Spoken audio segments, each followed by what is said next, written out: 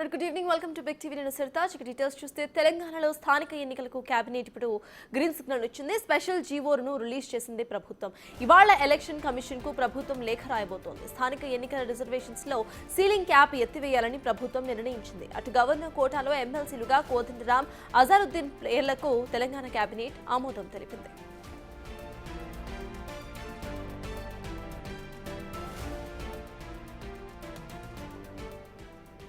తెలంగాణలో స్థానిక ఎన్నికలకు కేబినెట్ గ్రీన్ సిగ్నల్ ఇచ్చింది. స్పెషల్ జీవో రిలీజ్ కు ప్రభుత్వం ప్రయత్నాలను చేస్తుంది. ఇవాళ ఎలక్షన్ కమిషన్ కు ప్రభుత్వం లేఖ రాయబోతోంది. స్థానిక సంస్థల రిజర్వేషన్లలో సీలింగ్ క్యాప్ ఎత్తివేయాలని ప్రభుత్వం నిర్ణయించింది. అటు గవర్నర్ కోటాలో ఎమ్మెల్సీలుగా కోదండరాం, అజారుద్దీన్ పేర్లను తెలంగాణ కేబినెట్ ఆమోదం తెలిపింది.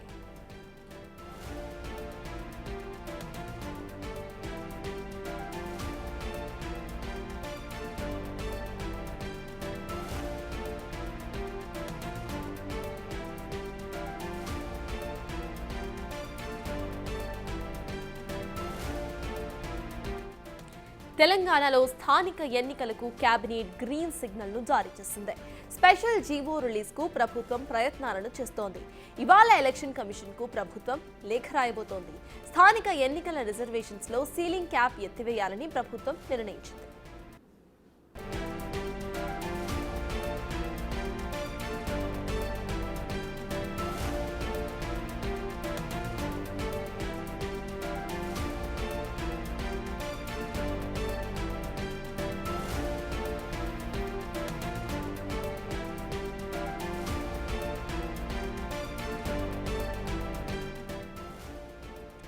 తెలంగాణలో స్థానిక ఎన్నికలకు కేబినెట్ గ్రీన్ సిగ్నల్ ఇచ్చింది. స్పెషల్ జీవోను రిలీజ్ కు ఇటు ప్రభుత్వం ప్రయత్నాలు చేస్తోంది. ఇప్పుడు గవర్నర్ కోటాలో ఎమ్మెల్సీలుగా కోదండరాం, అజారుద్దీన్ పేర్లను ఫైనలైజ్ చేసింది. స్థానిక ఎన్నికలకు కేబినెట్ గ్రీన్ సిగ్నల్ ఇచ్చింది. స్థానిక ఎన్నికల రిజర్వేషన్స్ లో సీలింగ్ క్యాప్ ను ఎత్తివేయాలని ఇప్పటికే ప్రభుత్వం నిర్ణయించింది.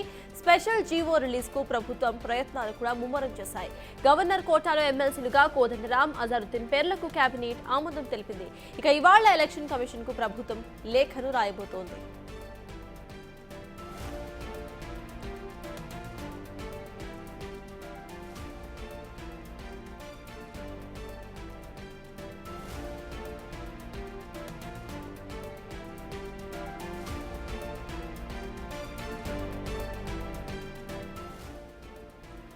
తెలంగాణలో స్థానిక ఎన్నికలకు కేబినెట్ గ్రీన్ సిగ్నల్ ఇచ్చింది. స్పెషల్ జీవో రిలీజ్ కు ప్రభుత్వం ప్రయత్నాలు చేస్తోంది.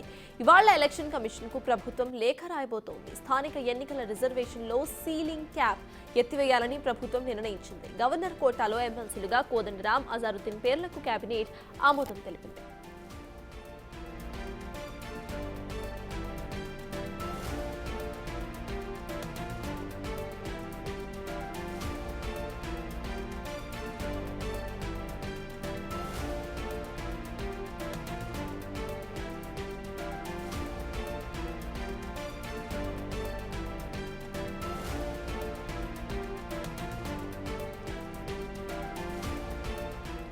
తెలంగాణలో స్థానిక ఎన్నికలకు కేబినెట్ గ్రీన్ సిగ్నల్ ఇచ్చింది. స్థానిక ఎన్నికలకు సంబంధించిన సీల్డ్ క్యాప్ ను ఎత్తివేయాలంటూ కూడా ఇప్పటికే నిర్ణయం తీసుకున్నట్టుగా తెలుస్తోంది. దీనికి సంబంధించిన పూర్తి updates my associate input editor Nagesh అందించడానికి సిద్ధంగా ఉన్నారు.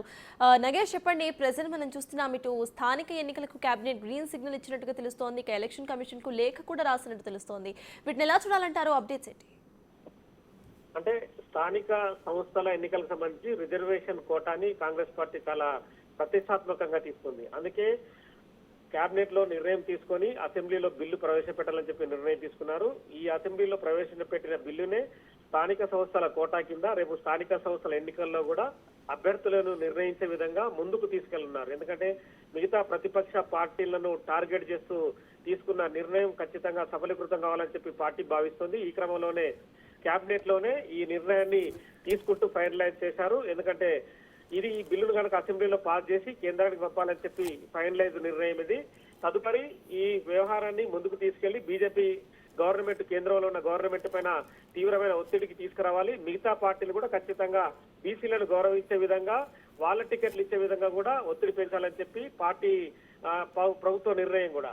సో ఈ క్రమంలోనే మంత్రి మండలిలో ఈ నిర్ణయం తీసుకొని ఫైనలైజ్ చేసి ముందుకెళ్లాలని చెప్పి ముఖ్యమంత్రి రేవంత్ రెడ్డి భావించారు. దీనికి ఉప ముఖ్యమంత్రి బట్టి విక్రమార్క, మిగతా కేబినెట్ మంత్రులందరూ కూడా ఆమోదం తెలుపుతూ ముందుకు తీసుకెళ్లారు. మరో బిగ్ బ్రేకింగ్ న్యూస్ కూడా చూడొచ్చు. గవర్నర్ కోట ఎమ్మెల్సీలుగా అజారుద్దీన్ ని, కోదండరామ్ ని కూడా ఫైనలైజ్ చేశారు. ఇంతకుముందు ఆమీర్ అలీ ఖాన్ సీనియర్ జర్నలిస్ట్ ని గతంలో ముందుకు గవర్నర్ కోట కింద ముందుకు పంపారు. కానీ ఎమ్మెల్సీ శ్రవణ్ సుప్రీంకోర్టులో పిటిషన్ వేసి దీనిపైన కొంత బ్రేక్ నిర్ణయం తీసుకోవడంతో మళ్ళీ మంత్రి మండలిలో తుది నిర్ణయం తీసుకొని గవర్నర్ కోట ఎమ్మెల్సీలుగా అజారుద్దీన్ ని, కోదండరామ్ ని ఫైనలైజ్ చేశారు. ఎందుకంటే ఆమీర్ అలీ ఖాన్ స్థానంలో అజారుద్దీన్ కి అంటే సీనియర్ కాంగ్రెస్ లీడర్ గా గౌరవించి ముందుకు తీసుకెళ్లాలని చెప్పి ఒకటి కావచ్చు. అలాగే జూబ్లీహిల్స్ ఉప ఎన్నిక వస్తుంది, అజారుద్దీన్ కూడా టికెట్ ఆశిస్తున్నాడు. కానీ అజారుద్దీన్ కు టికెట్ ఇచ్చే క్రమంలో కొంత అధిష్టానం కూడా అంటే సర్వేలు మిగతా వ్యవహారాలన్నీ కూడా పరిగణలోకి తీసుకుంది. అజారుద్దీన్ కాకుండా మరొక స్థానిక నేతకు టికెట్ ఇవ్వాలనే ఉద్దేశంలో అజారుద్దీన్ కి ఎమ్మెల్సీ గౌరవించాలని చెప్పి భావించారు. ఈ క్రమంలోనే క్రీడాకారుల కోటను కూడా ఇక్కడ మనం చూడొచ్చు. ఎందుకంటే నేషనల్ క్రికెటర్ గా అంతర్జాతీయ క్రికెట్ లో అత్యధికంగా రాణించిన అజారుద్దీన్ భారత కెప్టెన్ గా కూడా విశేష సేవలు అందించాడు. అజారుద్దీన్ కి కనుక టికెట్ ఇస్తే భారతదేశంలో ఒక క్రీడాకారునికి అత్యున్నత గౌరవం ఇచ్చిన పార్టీగా కూడా గౌరవం దక్కుతుందని చెప్పి మంత్రి మండలి భావించింది. అజారుద్దీన్ కు కనుక ఎమ్మెల్సీ పదవి ఇచ్చి మండలిలో కూర్చోబెడితే కనుక రేపు క్రీడాకారులకు కూడా అంటే క్రీడాకారులకు సంబంధించి తెలంగాణ రాష్ట్రం కూడా ప్రోత్సాహకాలు అందిస్తుంది. క్రీడా బిల్లును కూడా ప్రవేశపెట్టాలని చెప్పి ముందుకెళ్తుంది. ఈ క్రమంలో అజారుద్దీన్ కూడా సరైన స్థానంలో కూర్చోబెట్టి క్రీడలకు సంబంధించిన ప్రాముఖ్యత కూడా గవర్నమెంట్ ఇచ్చే అవకాశం కనిపిస్తుంది. ఈ క్రమంలోనే జూబ్లీహిల్స్ ఉప ఎన్నిక టికెట్ ఇచ్చే బదులు అజారుద్దీన్ ని ఎమ్మెల్సీగా కూర్చోబెట్టి తదుపరి ఏ పదవి ఇస్తారు ఏంటనేది చూస్తే కనుక క్రీడలకు సంబంధించిన ఏదైనా పోస్ట్ కూడా క్రియేట్ చేసి ఇచ్చే అవకాశం కూడా కనిపిస్తుంది. ఈ క్రమంలోనే అజారుద్దీన్ కి ప్రస్తుతం అయితే ఎమ్మెల్సీగా ముందుకు తీసుకెళ్లాలని చెప్పి నిర్ణయం తీసుకున్నారు. గవర్నర్ కోటాలో ఇద్దరిని, కోదండరామ్ ని సీనియర్ నేతగా జనసేన సంబంధించిన అంటే జన సమితి నేత పార్టీ నేతగా అలాగే కాంగ్రెస్ పార్టీకి సపోర్టర్ గా ఉండి ఎన్నికలు కూడా నిర్వహించాడు కాబట్టి కోదండరామ్ ని అంటే తెలంగాణ ఉద్యమ నేతగా కూడా పార్టీ గౌరవించింది. తెలంగాణ ఉద్యమం, తెలంగాణ రాష్ట్రం రావడానికి కోదండరాం ప్రాముఖ్యత. ఎందుకంటే అనేక పోరాటాలు చేసి తెలంగాణని ముందుండి నడిపించిన నేత కూడా కోదండరాం కి ప్రాముఖ్యత ఉంది. జేఏసీ నేతగా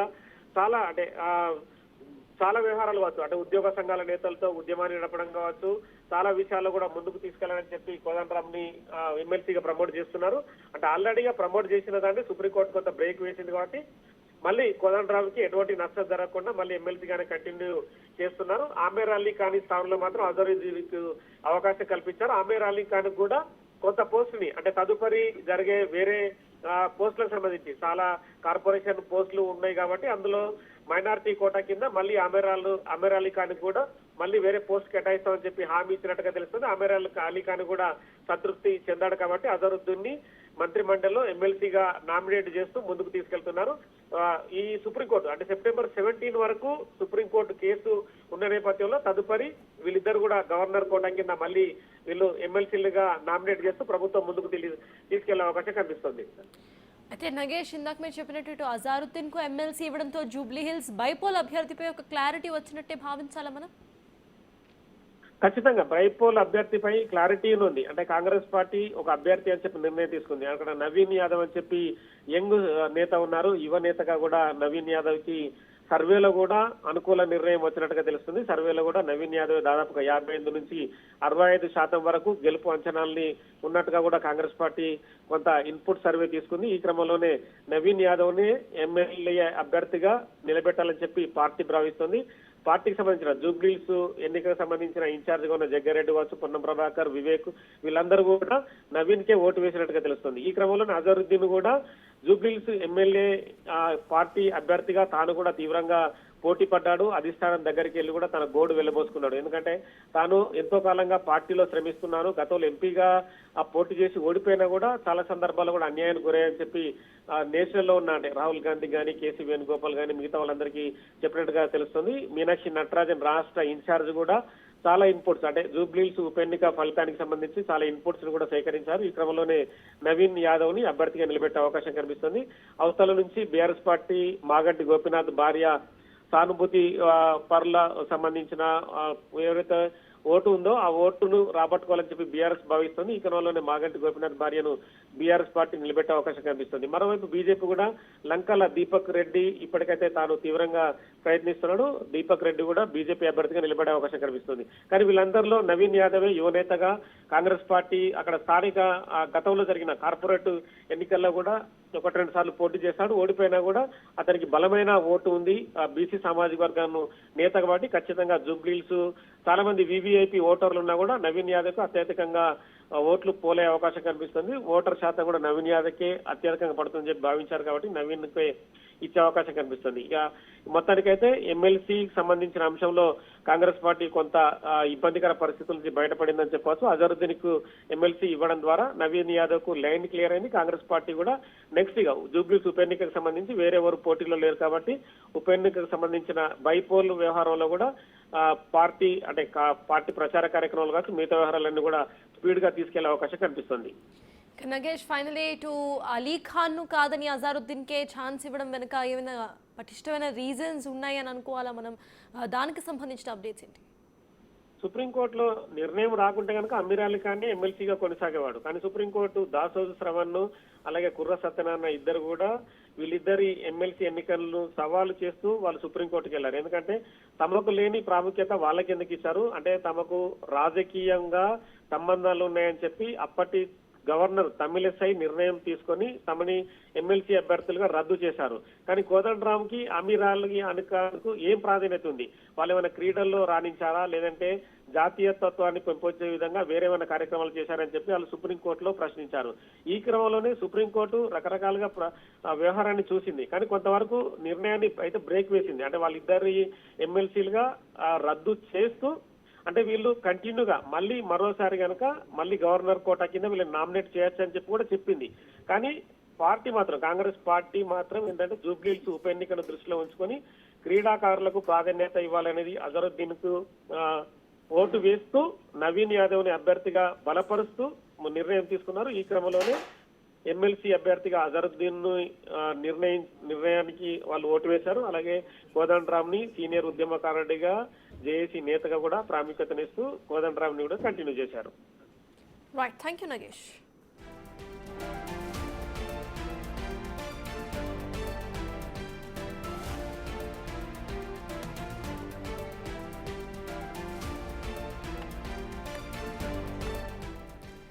తెలంగాణలో స్థానిక ఎన్నికలకు కేబినెట్ ఇప్పుడు గ్రీన్ సిగ్నల్ ఇచ్చినట్టుగానే చూడాలి. స్పెషల్ జీవో రిలీజ్ కు ప్రభుత్వం ప్రయత్నాలను చేస్తోంది.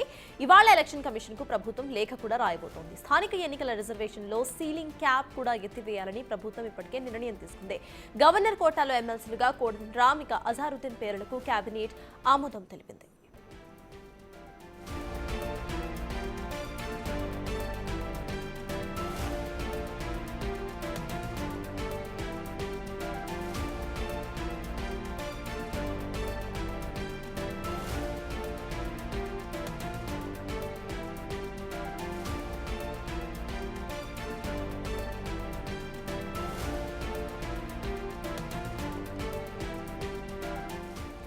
తెలంగాణలో స్థానిక ఎన్నికలకు కేబినెట్ గ్రీన్ సిగ్నల్ ఇచ్చింది.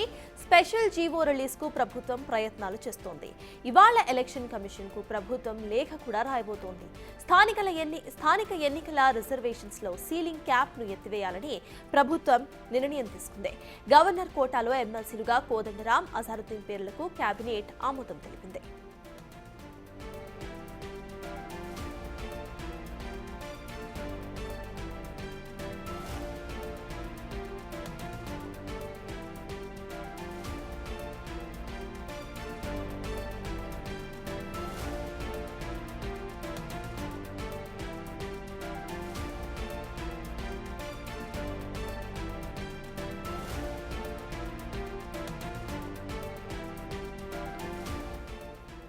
తెలంగాణలో స్థానిక ఎన్నికలకు కేబినెట్ గ్రీన్ సిగ్నల్ ను జారీ చేసింది. స్పెషల్ జీవో రిలీజ్ కు ప్రభుత్వం ప్రయత్నాలు చేస్తోంది.